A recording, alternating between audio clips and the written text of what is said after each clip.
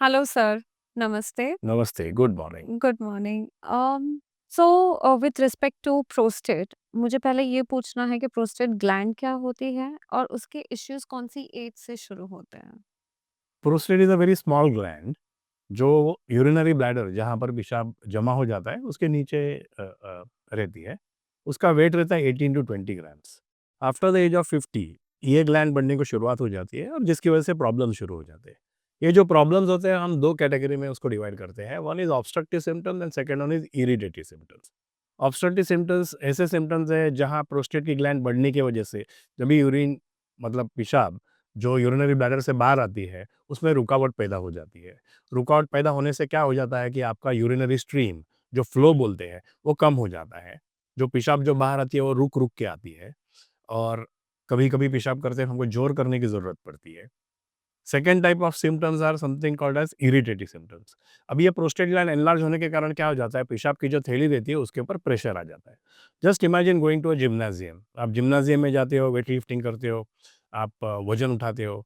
जहाँ आप रेजिस्टेंस के अगेंस्ट काम करते हो, वो मसल हमारा डेवलप हो जाता है। वैसे ही ये ब्लैडर का एक डेट्रिसल बोल के एक मसल रहता है। ये मसल प्रोस्टेट का ग्लैंड एनलार्ज होने के कारण ये मसल डेवलप हो जाता है, जिसकी वजह से अर्जेंसी, फ्रीक्वेंसी और नॉक्चुरिया इस टाइप के प्रॉब्लम शुरू हो जाते हैं। अर्जेंसी मतलब पेशाब करने को बहुत जल्दी-जल्दी होना। मतलब आप टॉयलेट तक पहुँच जाते हो तो कभी-कभी टॉयलेट में कोई अंदर रहता है, तो कभी-कभी इसमें हमको इनकॉन्टिनेंस मतलब पेशाब जो रहता है वो कभी-कभी बाहर आके अपना हमारे कपड़े भी खराब हो सकते हैं। दूसरा है नॉक्चुरिया। रात को 1 से 2 बार पेशाब करने को उठना ये नॉर्मल है। ये जब ये सिम्पटम शुरू हो जाता है तो this is the first symptom of prostate problem. आप अगर 2 बार से ज़्यादा बार अगर रात को उठ रहे हो, मतलब आपका प्रोस्टेट रिलेटेड प्रॉब्लम्स आपको शुरू हो चुका है। तो अगर आप एज 50 इयर्स के आगे हो और आप 2 बार से ज़्यादा रोज़ उठ रहे हो पेशाब करने के लिए, तो आपको समझना ये ज़रूरी है कि ये this is all the symptoms are because of prostate enlargement. Third one is urgency. Urgency में बहुत जल्दी-जल्दी पेशाब होता है। इसमें फ्रीक्वेंसी बढ़ जाती है। जो आप 3 या 4 घंटे आराम से पेशाब रोक सकते हो, वो आपको कभी-कभी 2 या 3 घंटे के अंदर ही आपको पेशाब को जाने की ज़रूरत पड़ सकती है। तो ये सब सिम्पटम्स जो है, ये जैसे बढ़ जाते हैं, इसके कारण हमारे नॉर्मल एक्टिविटी मतलब हमारा नॉर्मल जो लाइफ़स्टाइल है, उसमें प्रॉब्लम आ सकते हैं। ये प्रॉब्लम जो है वो ओल्ड एज में बहुत ज़्यादा करके दिख सकता है। ये ओल्ड एज में दिखने के कारण इसमें क्या हो जाता है कि जैसा आदमी ओल्ड हो जाता है तो उसका नींद जो होता है मतलब स्लीपिंग आवर्स वो कम हो जाते हैं। उसमें अगर हमको पेशाब करने के लिए घड़ी-घड़ी उठना पड़े, so that leads to sleep deprived syndrome और वो स्लीप डिप्राइवेशन के कारण बहुत सारे कार्डियक प्रॉब्लम हो सकते हैं, डायबिटीज़ हो सकता है, एंग्ज़ायटी आ सकती है, डिप्रेशन आ सकता है। सो ये बहुत ही बेसिक प्रॉब्लम है जिसकी वजह से बहुत सारे और कुछ प्रॉब्लम्स हो सकते हैं। So that is why prostate and prostate related symptoms are very, very important और इसकी ट्रीटमेंट बहुत ही सिंपल है। अगर आप बराबर टाइम टू टाइम अगर फिजिशियन या यूरोलॉजिस्ट के पास जाते हो, इवैल्यूएशन करते हो, तो all these symptoms can come under control. तो मुझे इसमें एक पूछना है कि usually the first instinct that we have here is कि हमारे मसल वीकनेस है। उसके बाद उसके ऊपर हम अ, थोड़ा एग्रीवेट हो जाता है, उसके बाद हम सोचते हैं लाइक जैसे आपने बताया कि पेशाब जल्दी-जल्दी हम जाने की फ्रीक्वेंसी ज़्यादा रहती है। या तो we lose it very quickly. So our first instinct is कि muscle weakness है with age degeneration or whatever. But as you said कि there can be more to it. So what are the advanced treatments that are available when it comes to the prostate say enlargement which is a benign? So when you are talking about benign prostatic enlargement, first we have to diagnose and understand that ये prostate जो enlargement है वो cancerous नहीं है, ये non cancerous है। Oh, Because 12% of all the prostate enlargements can be cancerous. And as I said, after age of 50 years, ये body में सबसे कॉमनेस्ट कैंसर है। तो ये सब करने के लिए पहले हम डिटेल में हिस्ट्री ले लेते हैं। हिस्ट्री लेने के बाद हम फिजिकल एग्जामिनेशन करते हैं। फिजिकल एग्जामिनेशन में हम something called as per rectal examination करते हैं, जहाँ पर उंगली के हिसाब से हम प्रोस्टेट का ग्लैंड कितना बड़ा है, उसमें नोडुलैरिटी है क्या, उसमें हार्डनेस है क्या, इसकी इवैल्यूएशन करते हैं। और एक हम सिंपल टेस्ट करते हैं जिसको हम बोलते हैं प्रोस्टेट स्पेसिफिक एंटीजन और पीएसए। ये बहुत ही सिंपल टेस्ट है। गाँव-गाँव में तालुका-तालुका में, जिला-जिला ये लेवल के ऊपर आपको ये टेस्ट अवेलेबल है। ये टेस्ट में हमारा नॉर्मल लेवल है अप टू 4, 4 से 10 is intermediate, and more than 4 is possibility of cancer. So अगर आपका PSA 4 के नीचे है तो you come under a category of benign prostatic enlargement. वहाँ पर PSA gland का evaluation भी अभी it has become like a normal routine अच्छा। investigations. And when it comes to the cancerous तो उसकी ट्रीटमेंट में क्या-क्या अवेलेबल है? How is it being treated? Because I guess every year 34,000 of men are added new in this, and which is not a small number for men to come across to. So how do they have to be vigilant, and what is the process when they realize it? As I said, it is the commonest or maybe second commonest cancer in the body after the age of 50 in men. So vigilance, identification of the problem and treatment is the goal for getting the best possible option. Because early cancer prostate, if we detect it early and we treat it early, 5 year survival, मतलब 5 साल के बाद वो patient को जिंदा होना, ये जो प्रमाण है, it is as good as 97%, which is one of the highest possible percentage cancer survival after 5 years, provided it is picked up very early, provided the treatment is given very early. Now, unfortunately, what happens is prostate cancer के symptoms, prostate enlargement, what we talked about BPH, इससे अलग नहीं रहते। अच्छा। तो उसमें क्या हो जाता है कि प्रोस्टेट एनलार्जमेंट का ही सिम्टम आ जाता है। तो प्रोस्टेट एनलार्जमेंट का सिम्टम आने के बाद हम जाके इवैल्यूएशन करते हैं, उसमें हम डिजिटल रेक्टल एग्जामिनेशन करते हैं, जहाँ पर नोडुलैरिटी मिल सकती है, हार्डनेस प्रोस्टेट का मिल सकता है। वैसे होने पर हम सोचते हैं कि चलो ये कैंसर होने की संभावना है। हम पीएसए टेस्ट कर लेते हैं, वो हमेशा 4, 7, 8, 10 के ऊपर रहता है। अगर वो 4 और 10 के बीच में है, तो हम सोचते हैं कि इसकी बायोप्सी करनी ज़रूरी है या नहीं है। इस टाइप में the latest evaluatory modality what we have is something called as multiparametric prostate MRS test. उसमें हम क्या करते हैं कि पायराइट स्कोर गिनते हैं। ये पायराइट स्कोर क्या होता है कि पायराइट स्कोर मतलब जैसे आपका कैंसर होने का संभावना बढ़ जाता है, वैसे पायराइट स्कोर बढ़ जाता है। अगर ये 1 और 2 है, तो उसमें कैंसर होने की शक्यता नहीं है। अगर ये 3 है, तो you have to keep on evaluating this patient. हर 3 महीने में, 6 महीने में पीएसए करना है, अगर ज़रूरत पड़ेगा तो एमआरआई करना है, और अगर आपको लगे कि कैंसर होने का चांस बहुत ज़्यादा है, तो आपको ट्रांसरेक्टल अल्ट्रासाउंड करके प्रोस्टेटिक बायोप्सी करनी है। अगर 4 है, तो चांस प्रोस्टेट कैंसर का बहुत ही ज़्यादा है, and 5 is confirmatory test for cancer prostate. So it is very important to know that there are no different and separate symptoms for cancer prostate. Now many a times हम जब भी patient को evaluate करते हैं, ward में patient admit होता है, तो बहुत सारा टाइम हमको ऑर्थोपेडिक यूनिट और स्पाइन यूनिट से कॉल आ जाता है कि पेशेंट को स्पाइन में बहुत दर्द है, और पेशेंट को पीठ में बहुत दर्द है, या बोन पेन बहुत ज़्यादा है। तो जब भी फिर हम पीएसए का एडवाइस करते हैं, तो भी ऐसे दिखता है कि पीएसए इसका बहुत बढ़ गया है। तो इसका मतलब क्या है, इसमें कैंसर है। अभी कैंसर है ये पता करने के बाद फिर आगे का इवैल्यूएशन होता है।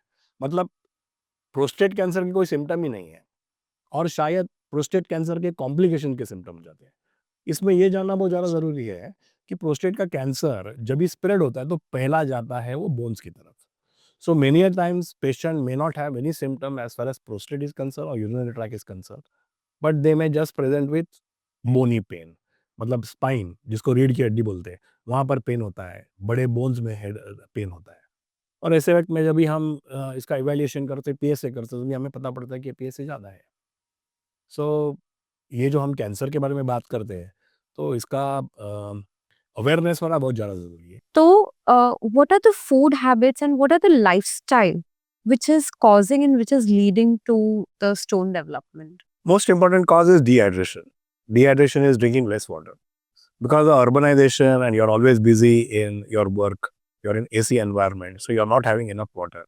What happens is these stones, which are nothing but crystals of calcium oxalates, uric acid, etc., they come together.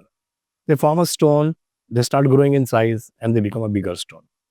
So water, just imagine that you are going to gymnasium and you are doing some exercises. Now, what happens there is that when you are doing exercise, if you're not having enough water, you are in a state of dehydration. That's the time when a small crystal is formed. And that small crystal acts as a nidus on which all the other calcium, oxalates, uric acid, these kind of substances start coming in. और वो आके वहाँ पर join हो जाते हैं, वहाँ पर ज्वाइन होने के बाद वो स्टोन का साइज बढ़ जाता है।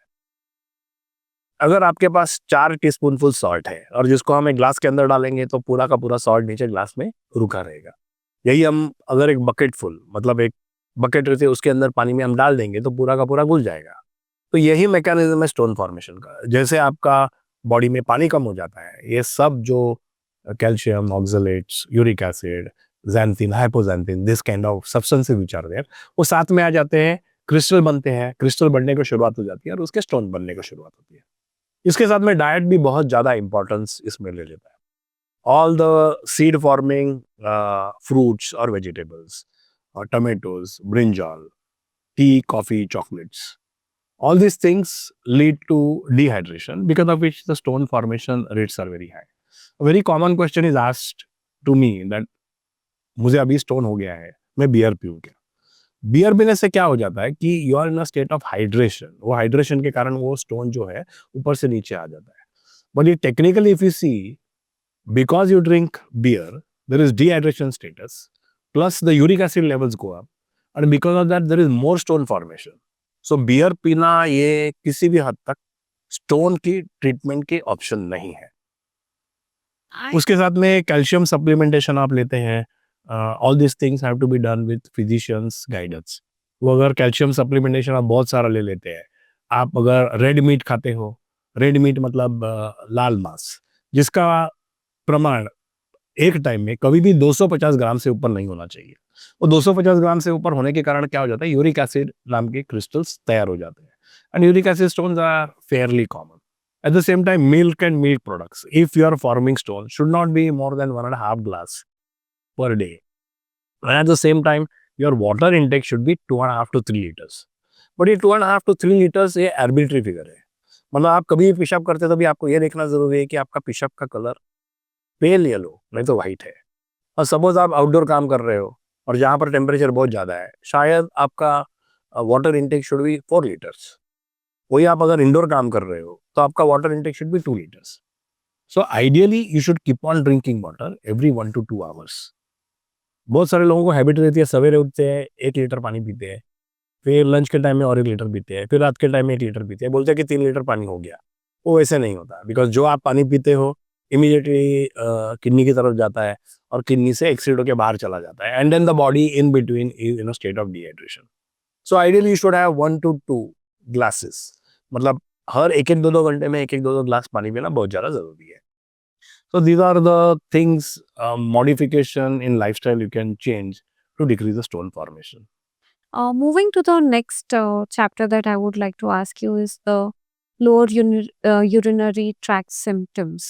What is it and how would you explain that? These are called as LUTS, or lower urinary tract symptoms. One of the commonest cause for this kind of problem is prostate enlargement. जैसे prostate का हमने पूरा discussion कर लिया है, इसमें urgency होती है, फ्रीक्वेंसी होती है, नॉक्चुरिया हो जाता है, पेशाब घड़ी घड़ी हो जाता है, रात को उठने की जरूरत पड़ती है, जोर लगाना पड़ता है। ये सब प्रॉब्लम यूरेथ्रल स्ट्रिक्चर मतलब पेशाब का रास्ता बारीक होना, सेकेंडरी टू इन्फेक्शन और ट्रोमा टू द यूरेथ्रा, इसके कारण हो सकता है। इस टाइप का जो प्रॉब्लम है फीमेल में हो जाता है because of urinary incontinence, which can be stress urinary incontinence, which is one of the commonest cause that what we see in leakage of urine in females, specially multipara, मतलब जिनके बहुत सारे बच्चे होते हैं, नॉर्मल डिलीवरी होते हैं, उनका पेल्विक फ्लोर होता है वो बहुत ही वीक हो जाता है। और पेल्विक फ्लोर वीक होने की वजह से क्या हो जाता है कि जब भी थोड़ा भी वो खांसी करे तो यूरिन लीकेज होने की शुरुआत हो जाती है। So these are the problem that we come across when we are dealing with LUTS। Again the investigation modalities, again you have to do a sonography. Sonography करके देखना जरूरी है कि पेशाब के थैली में पेशाब बचता है या नहीं होता है। फिजिकल एग्जामिनेशन जरूरी है और पेल्विक फ्लोर एग्जामिनेशन देखना ज़रूरी है कि ये पेल्विक फ्लोर जिसको हम हैमॉक मसल बोलते हैं वो नीचे आने की वजह से पेल्विक फ्लोर यूरेथ्रा जो कॉन्टिनेंस मैकेनिज्म है वो नीचे की तरफ आया है क्या। इस टाइप की इनकॉन्टिनेंस और LUTS के सिम्टम्स जिसके कारण हो चुके हैं उसका करेक्शन करने से LUTS सिम्टम्स हम काफ़ी हद तक ट्रीट कर सकते हैं। What are the treatments? Treatment option LUTS in males, prostate रहेगा तो प्रोस्टेट ऑपरेशन, यूरेथ्रा रहेगा तो endoscopic with laser operation to increase the size of the whatever is the urethral stricture. In case of females, if it's a stress urinary incontinence, जहाँ पर pelvic floor weak रहते हैं वहाँ पर हम TVT इस टाइप के टेप्स डालते हैं और यूरेथ्रा को हम एलिवेट करते हैं। Very common thing that can happen is something called as female urethral syndrome. जहाँ पर एस्ट्रोजन लेवल कम होने की वजह से, पेशाब का रास्ता छोटा होने की वजह से, यूरेथ्रा छोटा होने की वजह से, घड़ी-घड़ी पेशाब होना, रुक-रुक के होना या यूरिनरी लीकेज होना, ये normal old patients about the age of 60-65 दिखा देता है। वहाँ पर यूरेथ्रल डायलेटेशन, यूरेथ्रल कैलिब्रेशन करते हैं। जहाँ ये यूरेथ्रा छोटा हो जाता है, वो छोटा-सा प्रोसीजर कर कर वो यूरेथ्रा को हम बढ़ा देते हैं। जिसके कारण जो प्रेशर है ब्लैडर में वो चला जाता है और एलयूटीएस सिम्पटम्स है उसको हम काबू में ला सकते हैं by doing masturbation. What are the ways in which one can actually scientifically, which are backed? Because there are many myths around improving the quality of the sperm. What are the scientific backed you would suggest ways to improve the quality? First thing is good lifestyle. Hmm. Your diet should be good. You should do regular exercises. This exercise will improve the testosterone. And this testosterone is essential for stimulation of testes, and it is also important to develop prevent erectile dysfunction. The person is more interested in sex. As far as semen quality is concerned, as I said, that you should have healthy diet style. You should include zinc, then coenzyme Q, as well as vitamin E, these kind of things into your regular diet. These are the things which are required for improvement in semen quality. What is the real deal with the supplements that one takes for the testosterone boost? Testosterone boosters are the things that what we take from outside, like some vitamins, vitamin E, zinc, um, coenzyme Q, etc. Because of which the body produces more of testosterone. Mhm. So many a time when the patient comes with erectile dysfunction, etc., we this is not what we give. Testosterone supplement is supplementation of testosterone from outside, which is in the form of giving testosterone patches or testosterone injection. This is what we advocate for old patients where the testosterone levels are really, really low, or if there is an injury to the testes in the form of torsion testes or cryptorchidism where the testes have not come down and they have remained very small testes. These are the patients where we give this testosterone supplementation. So Mhm. both the entities are different. The indication for treatment with these kind of boosters as well as supplements are completely different, and all these things have to be done under good urological